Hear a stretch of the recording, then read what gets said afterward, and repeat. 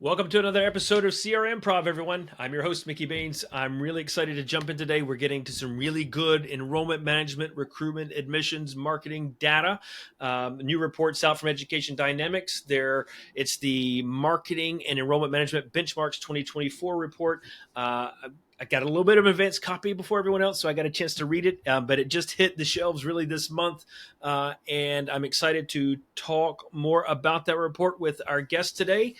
Joining me, Chris Gilmore. Chris is the Vice President of Enrollment Management at Education Dynamics. Chris, you've been, if I remember correctly, in higher education for about 17 years. Is that about right? Somehow that is accurate, yes. Yes, 17 years working in admissions, enrollment management, student success, enrollment operations, all the fun stuff, at least from my lens. Kind of named it under the higher ed umbrella. I've probably been there. You've had leadership positions. You've studied at DeVry, University of Phoenix, and Excelsior, right? Or that's where you worked. I worked at worked there. You worked at University of Phoenix, DeVry University, and Excelsior University. Your doctorate of education is from the University of New England. You got it. Got it. Okay. I knew right. I just had them in the wrong order. Chris, welcome to the show. Excited to have you on CR Improv. How's 2024 treating you? Excited to be here. Lots to chat about. Thanks for having me.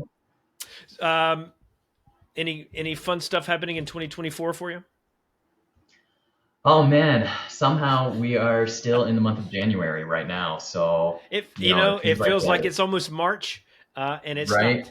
I know, but 2024. I'm excited. I'm in Colorado, is where I live, and this week we're having this phenomenal visit of spring. At the end of January, it's like 60 degrees out there. That's why it's been feeling like March. I was just having this conversation with my wife this past week. Like, it's warm, it's unseasonably mild, and that just teases me for spring.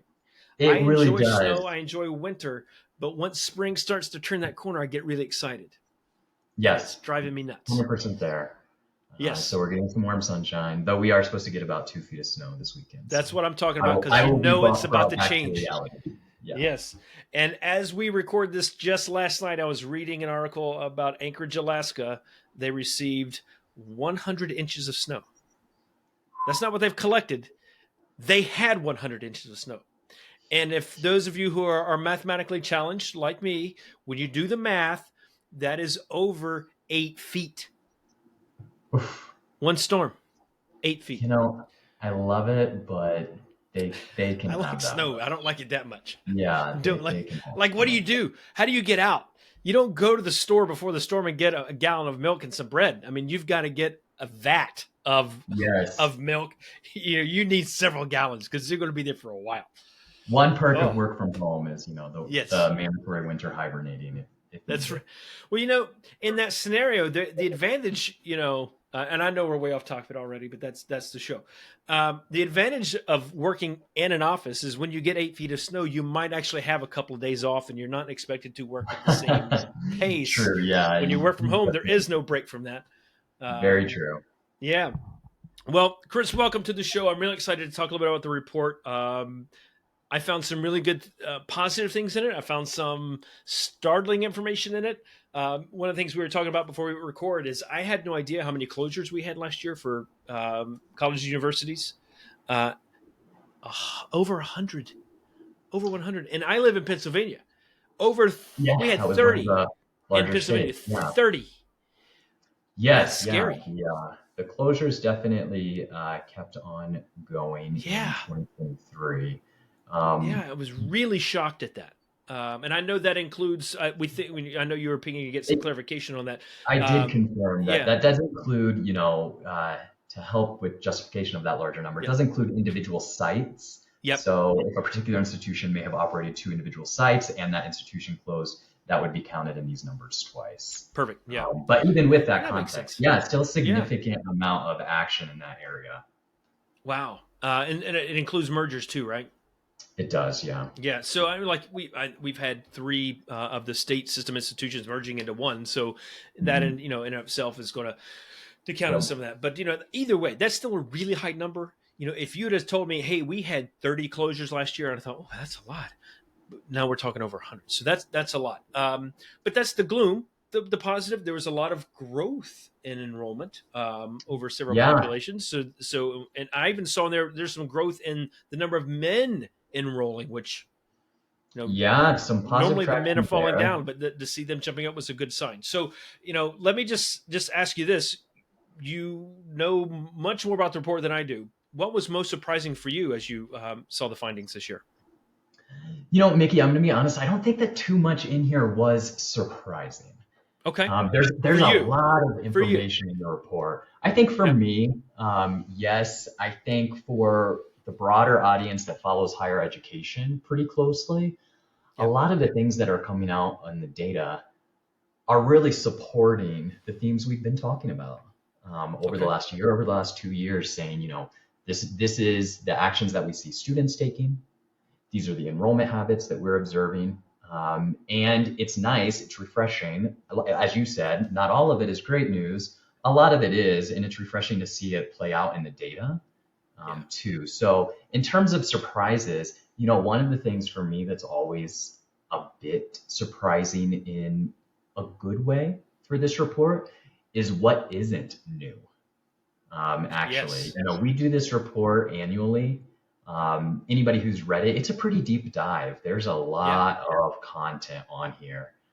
There are tons of marketing takeaways and a lot of enrollment practices that we are referencing in here. So it's a very deep dive. One of the things that I'm like consistently bringing attention to is not just, a lot of people will lead with what's new in the report this year, but it's really what is consistently reinforced every year directly from the mouths of prospective students and enrolled students. And a few of those things are just consistently in the top categories year after year. So that to me is one of my favorite takeaways from the report is just some of the consistency there. Well, what are some of those consistencies that stand out to you that are kind of hitting us every year? Yeah, so there are a lot, and time restraint today. I'm going to just pick like a Yeah, few yeah, ones that I yes. think are widely applicable and interesting. So in terms of one of the things that we see that we know, I'm willing to bet that most people listening to this probably assume is that the vast majority of prospective students, when they begin the search process for college and enrollment information, where do you think they're going? Website. They're going to the institution's website first and foremost. So this is, 75+% of students are popping onto the website as their very first interaction with that institution. That's not new. We've known that when we think of our own consumer habits, not just for researching higher ed or potential institutional fits, but in anything that we're seriously considering moving forward with, that's typically where we're starting our process. So we know that. But for us as higher ed marketing and enrollment professionals, it does reinforce that your website is and should be really viewed as a tool for marketing to prospective students. Yep. It is by and large what these students are going to for their first interaction with the brand, with the institution, and it should be propped up as such. So that kind of reinforces some of the tips that we're giving out all the time in Mm-hmm. regards to website considerations for prospective students. Um, And I would suspect that in things like that, well, what are our takeaways? Well, the ease to find information from those prospective students, and to take that a Absolutely. step further, knowing what that information is that they want, so that then you can make that information easy to find and access. So knowing Absolutely. the information they're looking for, knowing that they can get there in no more than 2 clicks, those types Yeah. of changes or Yeah. actions or the way you set up the website, I think those would be critically important. And I'll just say for me, when you start saying the website, I want to be sure that I've got code on my website, because I want to track from a CRM perspective where my students in the pipeline are visiting, not just folks who are out there, but people who are in the pipeline already. I still want to know what they're doing on a website, and want to have that in. And I know that that technology exists, folks. You can have that in a CRM, and you can use that to your Oh, advantage, because absolutely. then you start to really understand if I'm triggering a phone call or a message to a student, I know how to direct that content. And I know Yeah. that because of what they're visiting. I know when they're visiting certain pieces of certain pages. And so I can trigger actions or activities based on that. So I think that's really important from that website perspective. And I think we were just talking, Chris, right before we hit record, if right now, as we're hitting this record, the federal government's talking about the FAFSA delays and everyone's up in arms and concerned about it. If you want to communicate about that to your prospective students, putting that on the website might actually be some helpful information. Having the ability to quickly get information up so that people can find it, see it, and understand what's happening. Yes, we want to get messages out, but not everyone's going to see all those emails. And you might have parents of Yeah. prospective students, of traditional age students, who you don't have contact information for. You're not sending them an email, you're sending their child an email. They might still be coming to the website. So making that readily available, easily viewable, and Yeah. accessible is really important. Yeah, very much. What else agree besides with that. website? You brought up a good point related to the website, but we Yeah. also track in the report what are the top concerns for the majority of prospective students, and narrowing that down by age group and Yes. demographic group. That way, we can really see, okay, we know these students are coming to the website as typically their first step of interacting with the institution, with the brand. We also know what's most important for them to find out. And that, back to my earlier point, is really one that over the years, it holds pretty consistent. And anybody who's worked in higher ed, marketing, enrollment for any amount of time could probably tell you what's on the mind of most prospective students. But one of those things is financing. Prospective students across all demographic groups and age groups come to that website. One of the very first things that they want to find is pricing. They want to understand tuition. They want to be able to research that independently on the website and be able to understand not only what is the tuition price, but are there options by which I can cover this price? And it's very important. So it's very interesting too, because we also ask prospective students and enrolled students to rank the ease of which they were able to find certain things on their institution's websites. So on one hand, we can see in the data that students really rank highly the need to easily understand and see the price, tuition, and how I, someone like me in my circumstance, could potentially cover that. But then when we ask them to rank the reality of their search, they actually rank that quite low on most institutions' websites, that they did not have a very good user experience finding that information. And, that's just one example, but I always bring that up, in my role at Education Dynamics. One of the things I love most is working with our partners. We get the opportunity to work, not just with one institution, but to get our hands in the enrollment funnel of many institutions. But across the board, it's like, look at the data here of what's most important for your students. We know consistently where they're going first and what they want to see there. If you can't easily navigate that, we want to make some progress here. Because what students will do, hopefully, is they'll move forward with the request for information. And that's what we want to do, right? I know you, Mickey, talk a lot about CRM integrations, what kind of data we can feed into that. We really can't do too much unless we get to capture that student through a request for information, get their information, hopefully connect them directly with our staff. But they are so much more likely to do that if they're having a good experience on their first stop with your brand, which is your website. And we can evaluate if they're doing that by, did they report back that it was easy to find what is a high priority piece of information for them? And that's not the case across the board. Certainly there are exceptions, but broadly the data holds out that they rank things like being able to navigate the website to find tuition, to find financing, quite low. So that's a point that I do raise, because another one that I think, I've spent the bulk of my career in enrollment management at Education Dynamics. I oversee all of our prospective student enrollment coaching, as well as our continuing student success and retention coaching. So anything that relates to like your actual interactions with enrollment staff, Yes. I eat up. I love that. I think it is the best job in the world getting to interact with prospective students. But our staff are also a good source of information from these prospective students too. Well, And it because they're just makes a having those world of conversations, right? difference. They are Absolutely. having conversations with prospective students, with current students. Um, and, and I always call it the elephant in the room. I joke with clients about this a lot. If it's a important, if it's a topic of importance for a prospective student and you're not talking about it, it becomes awkward.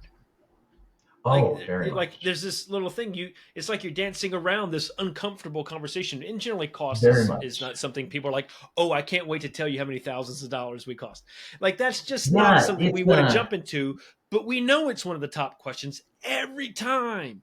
I don't know that so I've come I across an institution where cost doesn't matter for the oh prospective yeah, students, right? I could not And agree it's, more strongly. the longer you wait to address it, the larger the elephant in the room becomes, the more purple an elephant becomes. Like it really stands out.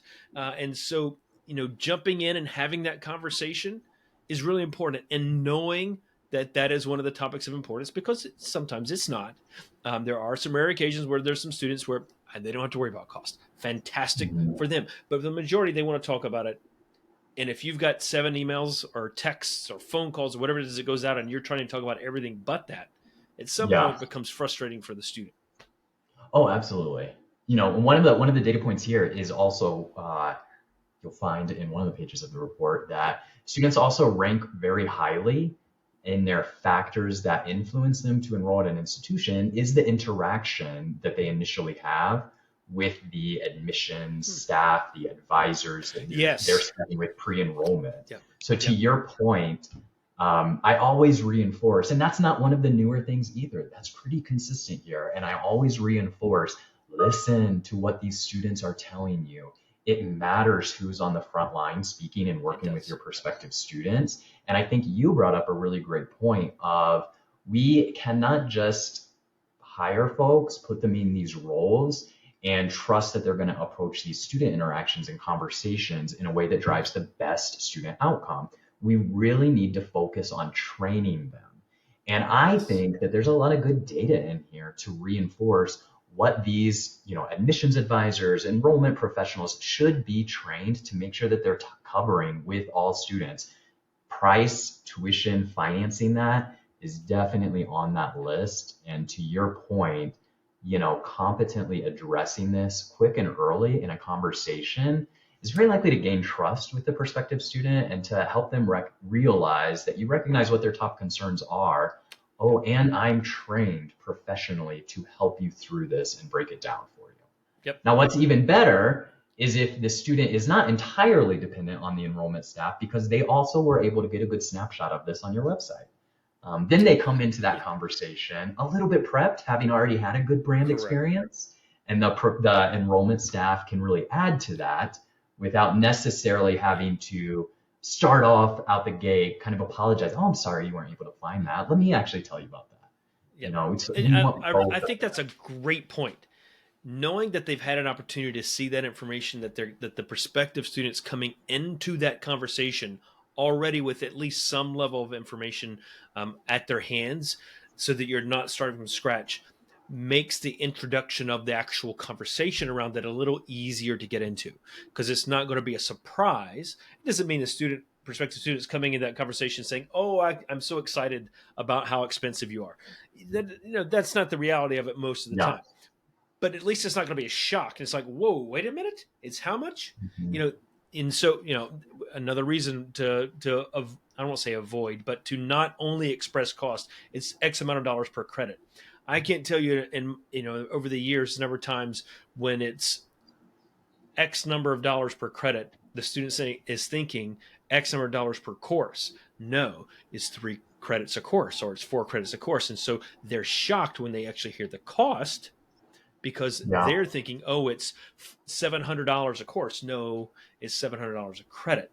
And that means $2,100 for a course. That changes the rest of that conversation. So Absolutely. having more information, clearer information, is really helpful for your team when they're having that outreach with the student and talking about that topic specifically, for sure. Yeah, agree.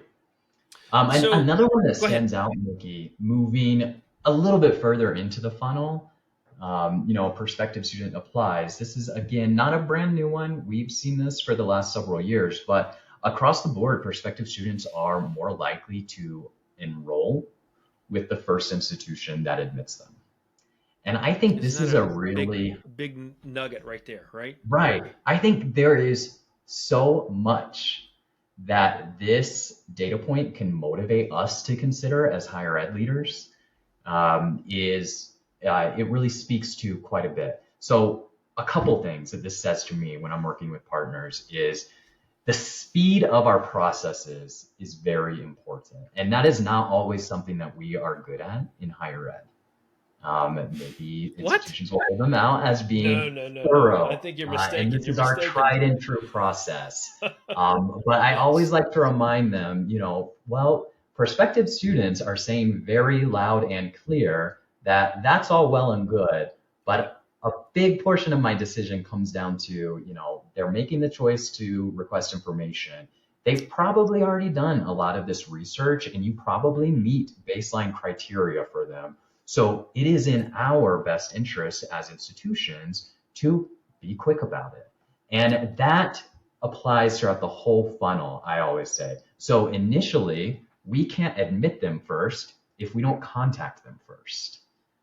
So thinking of your enrollment funnel at the very front end, what resources do we have responding to prospective students? And it's so critical. We actually saw in the data too that aggregate contact rates across the board did tick up in 2023 versus 2022. And that's not super surprising to me working in the industry because we've seen prospective students engaging at a higher level via text messaging. And that applies throughout the funnel, but even in the prospective student inquiry stage. So not super surprising to see that, but it really reinforces to me, we got to get to these students quickly. They've made the decision to request information, whether we're connecting with them via text, email, phone, the speed at which we're doing it is very important. And then once we do engage them into that funnel and they make the decision to apply, we really need to review our internal process for getting a decision to that student because all the time that we're taking, they may not be applying at just our institution and the data point is loud and clear. The first one to get them back with that acceptance has a better shot at enrolling that student into the institution. And so, what I would say to that, because what I encounter a lot of times with folks is some frustration because, you know, I'm an assistant director of mission. I can't change that timeline. I can't make it happen any faster. Okay. But what you might be able to do is help set the right expectation for the prospective student to say, this is how long it's going to take. This is how long, or this is when you should expect an answer. It doesn't Yeah, mean you're not going to lose students because you're the fourth of their schools they've applied to give them an answer, but at least you've set the stage so that they are anticipating it. They're not disappointed because someone else got to them first. They know to yeah, wait. Now, if you're missing that timeline, that's another issue. But if you know how long it takes, communicate that. Set the right absolutely. expectation. So it's okay if you're not the first because they know 3 days from now or next week, 2 weeks, Mhm. maybe, not 2 months, but that they can be expecting that result or that answer in terms of their decision for admission. So setting the expectation might offset that a little bit if you don't Yeah. have that control to change the timeline. To me, that relates to two things. One, setting that expectation. To me, that goes back to the previous topic of your enrollment and admission staff Yes. play a very large role. Prioritize the training and professional development of that position. Because to your point, they may not be able to control that, but we can normalize it and set an expectation with that prospective student. And it just makes a world of difference in the experience. And then the other thing that brings up to me is, I've certainly been the enrollment leader at the institution that knows this stuff and is like, oh, we got to get quicker decisions. But easier said than done because it's not usually the admission staff that are sitting on those committees to review that information. Maybe academics, program Yes. directors, various positions within the academic departments. Sharing this information and this data and what kind of impact quick decisions can have on prospective students, I found is really powerful too. We may have different workflows and different processes, but I found that typically at the end of the day, everybody really wants to delight a prospective student. They really do want to show why this institution is unique and has a great value proposition. And the thing I always talk to about staff that are involved in that review and admin process is we won't get the opportunity to do any of that if we take too long here. So Yes. What's important? What can we as enrollment staff do to help speed up the process and getting that word back to that student quickly so that we have the opportunity to delight them down the road with how our academic programs are differentiated and the unique value propositions that probably brought them to the institution in the first place. Absolutely. I couldn't agree more. So I'm cognizant of time. I think we hit on some really good nuggets. If you want to get the report, you can go to Education Dynamics website to download the report. This is not a little white paper. This is not a marketing little ploy to kind of get you to give them some information. So they give you a 6-page report with 2 pages of graphics, 2 pages of QR codes, and a little bit of copy. This is a 40-page report. There's a lot of great information in here to help you leverage in building a case for maybe improving the speed with which you make application decisions, or rethinking about the amount of dollars you might invest to improve in your website, or thinking about your overall website experience. There's a lot of great information in there to help leverage that, to help put into action. So anyone, as you listen and watch us, know that this is a good report. Get it if you don't have it, educationdynamics.com. Look for it. It's the Marketing and Enrollment Management Benchmarks 2024 report. And if you want to know even more, there's a great opportunity coming up just this month here in February, towards the end of the month. Insights EDU, which is the Education Dynamics hosted conference. I'll be there speaking. Chris, you'll be there speaking. You'll learn much more about strategies and tactics to leverage the information in this report at Insights EDU. That's in Phoenix. So we'll hopefully have a little bit nicer weather for it to be in February. Yes. And I know that it's a popular event. I've already received the housing alert. Hotels starting to fill up. So take action before it's completely sold out at the hotel, because no one wants to have to walk a block. Well, maybe walking a block's not so bad in Phoenix. Walking a block or two in Boston in February is a little different. Yeah. So, yeah. Yes. Well, Chris, thank you so much for joining me on the episode.